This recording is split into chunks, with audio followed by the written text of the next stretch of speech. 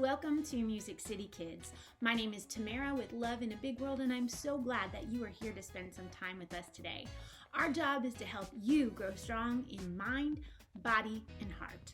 Today we're going to be talking about friendships and what it means to really like someone.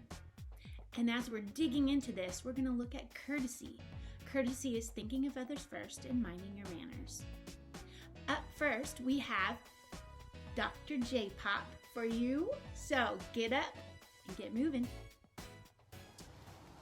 Hey guys, we are going to do a little workout together today. It'll get your juices going, your blood flowing, and get your brain ready to do whatever you got to do today, okay? So the first thing I want you to do is you're going to stand with your legs far apart. Then you're going to put your hands up in the air.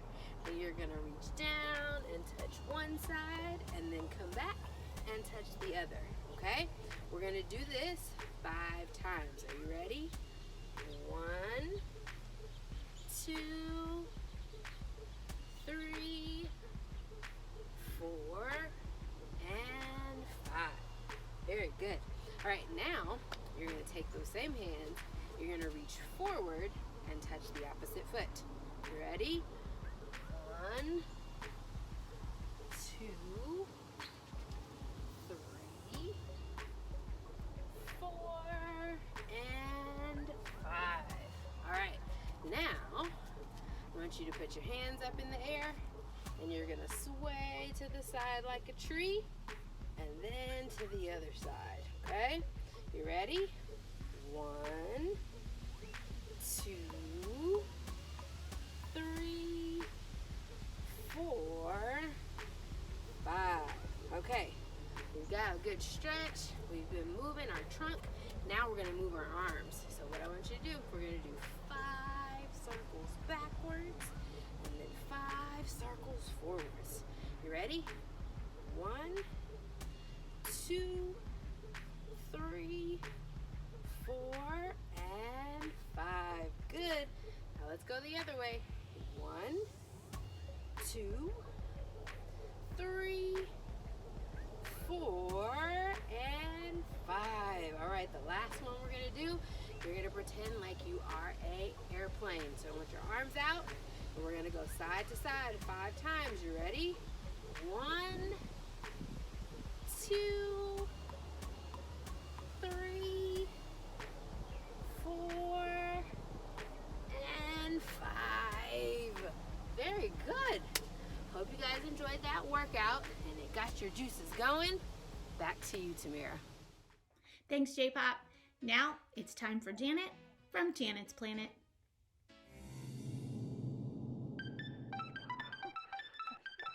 Hey, Isaac. Oh, hey, Janet. What are you doing? I'm trying to learn all I can about Pluto, but I don't know where to start. Oh, every planet has a beginning. Oh. Pluto was first discovered by Clyde Tombaugh in 1930. Who's Clyde Tombaugh? Mr. Tombaugh was an American astronomer who discovered the Kuiper Belt, lots of asteroids, and even argued for the scientific research of unidentified flying objects. UFOs? Yep, UFOs. After his family farm was destroyed by a storm, Clyde couldn't go to college. Instead, he built his own telescope out of old farm machine parts and his dad's 1910 Buick. He drew pictures of Jupiter and Mars and sent them to the Lowell Observatory, and they offered him a job. Oh, gee, golly, I got a job! Mom! Clyde spent thousands of hours examining the night sky. He painstakingly took pictures of one small area at a time. Using a special machine called a blink comparator, he was able to see a moving light behind Neptune. Oh my gosh, it's a planet! It's a little wobbly planet! Eureka! On February 18th, 1930, after only 10 months on the job, Mr. Tombaugh discovered Pluto. Whoa, wow, that's so cool! I know, right? Yeah, hey, Janet, how did Pluto get his name? Oh, I'm so glad you asked. It's one of my favorite stories. There was an 11-year-old girl named Venetia Burney Fair from Oxford, England, and her papa worked for the Royal Astronomical Society. And when she heard that a new planet had been discovered, she wanted to name it Pluto after the god of the underworld because Pluto was so dark and far away. Oh, man. I wish I could name a planet. And also, Clyde Tombaugh discovered tons of asteroids that he named after members of his family. There's even one named after him called Asteroid 1604 Tombaugh. Wowzers! I want an asteroid named after me, too. Well, maybe one day that'll happen. Man, I hope so. Hey, would you like to come with us? Maybe we'll discover a planet or an asteroid. Ooh, or maybe that Pluto's not a dwarf planet after all. Let your mind revolve around this thought.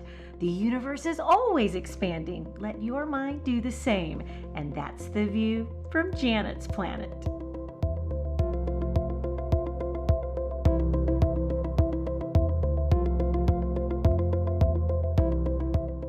Here are some words of wisdom from Dr. E. Hey friends, how are you all? Well, my niece is with me today and we are getting ready for Valentine's Day. So we were talking about what do we look for in the people that we like and people who are special to us. And so Ladybug, tell me, what are some things that we look for in people that we might have a crush on or people that we like? Okay, so I would have to say, me personally, I would look for someone who's nice. Somebody who's nice? Okay. And anything else? Smart. Smart? Yeah. And I think also somebody who's funny as well. And so how do we let somebody know that we like them? Well, see, when I was growing up, one of the things we might do, we might send them a note and ask them, do you like me? And check yes or check no. Or we might have one of our friends ask somebody that we might like if they like us back. So those are some ways in which we might ask somebody or let somebody know that we like them. So what are some things that kids do now to let other people know that you like them? Well, it depends on the type of person, but sometimes kids will do the things you guys used to do, or sometimes kids will just go up to the person and ask them. Oh, and just tell them that you like them. Yes. Well, that's direct. That makes a whole lot of sense. Well, anyway, I think it's a wonderful thing to like people, and it's another thing and a wonderful thing also to let people know that you like them as well. And so as we continue to grow and as we continue to get older, we're going to meet all kinds of people who we're going to find to be really special people in our lives. And that's a wonderful thing. And it's a wonderful thing to let those people know that we think that they are special, and that at the same time we can think that they're special. They can also let us know that we're special as well. And when we do that, when we let other people know how we feel about them and other people let us know how they feel about us, then we can also help to spread love in a big world. And so until next time, we'll see you later. Bye. Bye. We've got some new music for you today. Check this out. Hi, MusiCity kids. My name is Ellisa Sun, and this is a song called Forever, and it's about loving someone special.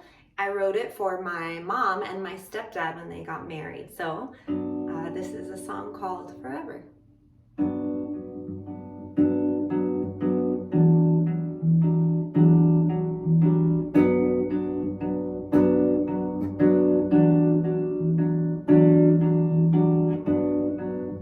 Flights, they take shape, knocking on heaven's door. Open the gate,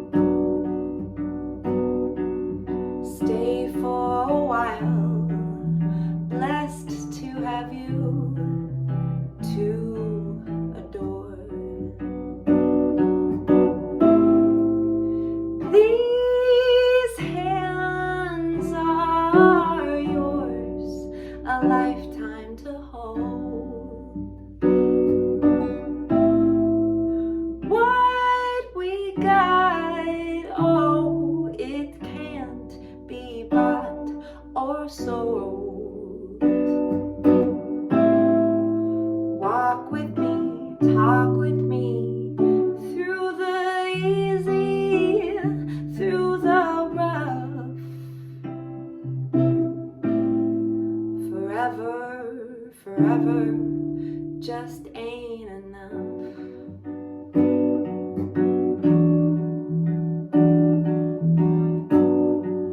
Stars, they align, all of your stars meld to mine. Time to unwind, all of our ties, they bind. Got to the heart of the matter with me. Make my heart go pitter-patter, go pitter-patter, you see. These hands are yours, a lifetime to hold.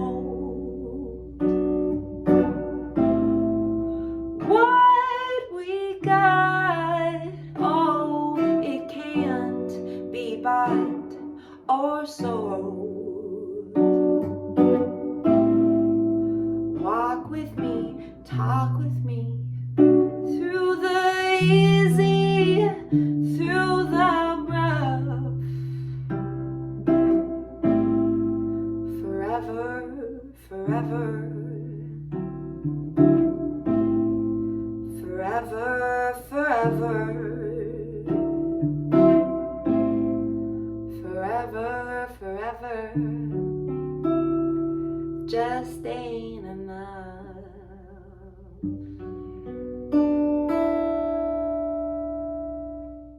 So, have you ever been caught with that butterfly feeling in the pit of your stomach when somebody you think is cute smiles at you from across the room? And you might think that that tingly feeling is what love is. Let me tell you, love is a lot more than that. Love is a choice that you and I make every day. And yeah, it's normal to have some special feelings for somebody you think is cute or kind or funny. But there's a lot more that goes into building a relationship than just finding things that you admire about someone.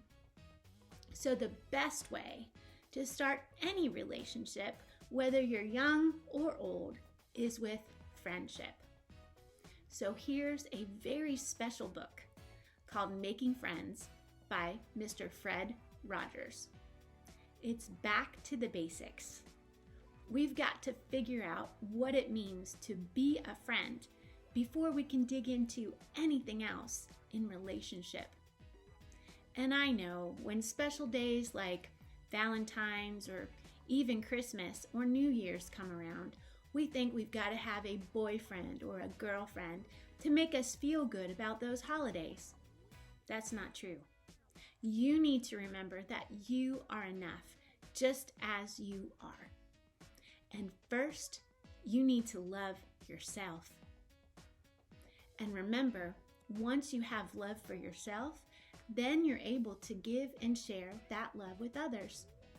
But it all starts with you.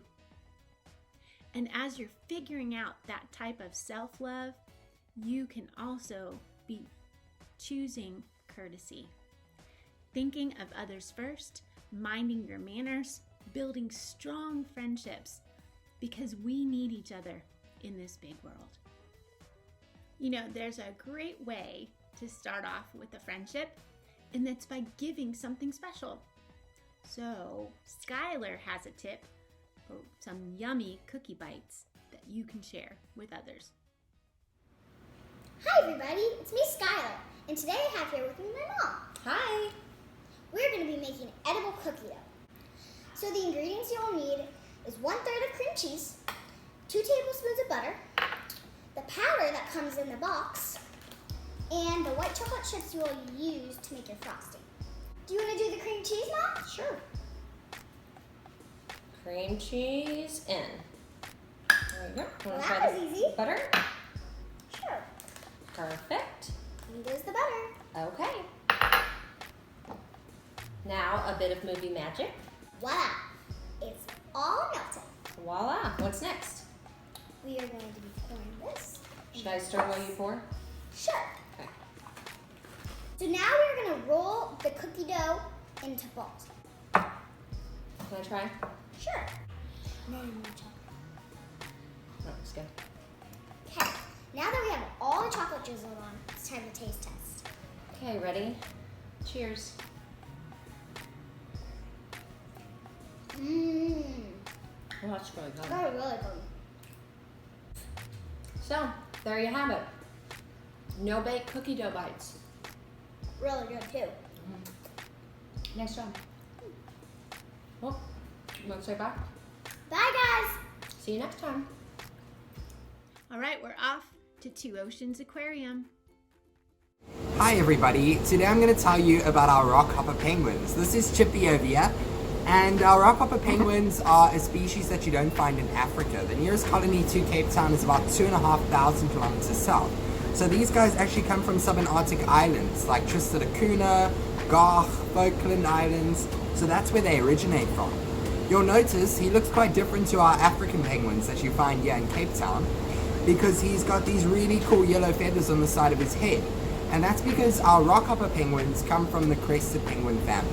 So these yellow feathers are what we call crests, and they use those crests to find a suitable mate. So a female that's interested in another penguin, or a male that's interested in another penguin, what they'll do is look to the penguin with the biggest yellow feathers, so the biggest crest or the best hair, and that's how they choose a partner.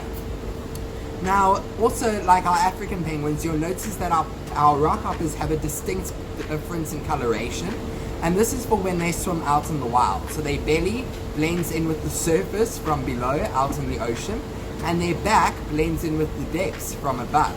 And it camouflages them not only against their predators, but their prey items. Also, quite a unique difference is their vocalization. So we're going to try and get Chippy to say hello, so let's try. Chippy, where's your vocalization?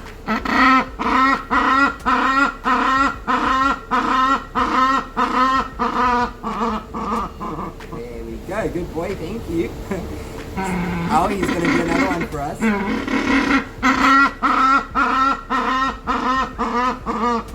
Good job. So you'll notice his vocalizations are very different to those of our African penguins, because he doesn't actually sound like a donkey. And all of our rockhopper penguins have unique vocalizations. So like Chippy's, if I walk into the penguin exhibit, I can know that it's him vocalizing. Some key differences between the birds are little body traits. So Chippy, you can't really see at the moment, but he's got a little spot on his ankle, so that's how we tell him apart. And you'll also notice his beak is quite different, because our African penguins have more hooked beak. Our rockhopper penguins, their eyes are quite different as well. They're very red in coloration, and all of your penguin species actually have 3 eyelids. So the third eyelid is how they're able to see underwater. So for you and I, when we go into the water or if we go swimming, we have to put on a mask or swimming goggles. But for our penguins, they actually don't have to do this. They've got a transparent, so a clear membrane that goes across their eye, and that's how they're able to see underwater. And then also you might have heard Chippy throughout this video sneezing. And what our penguins do is they take in the salt water, and they've got a special gland in their beak here that filters out the salt, and they have to sneeze it out. And what they basically have done, what have they done? They have transformed the salt water into fresh drinking water. But from myself and Chippy, hopefully you've learned something new about our penguins. And Chippy, do you want to say goodbye? Say bye! Say bye!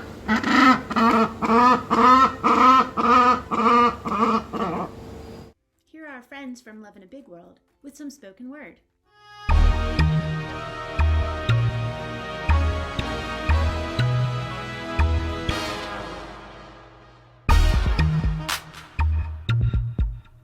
Making a request with please, a gracious thank you, an honest you're welcome, a simple excuse me, a sincere I'm sorry, firm handshakes and eye contact, warm welcomes, smiles, a friendly tone of voice, a positive attitude, hospitality, helping others feel comfortable, being nice, being willing to serve, being good to others. Courtesy.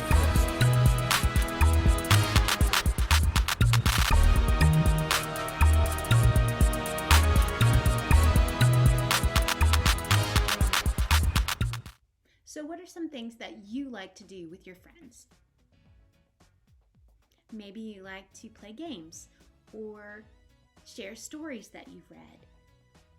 Do some art projects, explore outside. These are all fun things that you can do. Creating memories, shared experiences, also sharing stories. These are the great ways that we can connect with others. And I know it may not be very popular, but I'm going to tell you the truth. The most important thing you can do right now is focus on building healthy, strong friendships. That will help you now and in the future. And remember, here at MusiCity Kids, we're all about helping you grow strong in mind, body, and heart for a lifetime. Please tune in to other episodes. You can find them on our YouTube channel or on our Facebook page. And remember, we love you very much. You are not alone in this big world. We'll see you next time.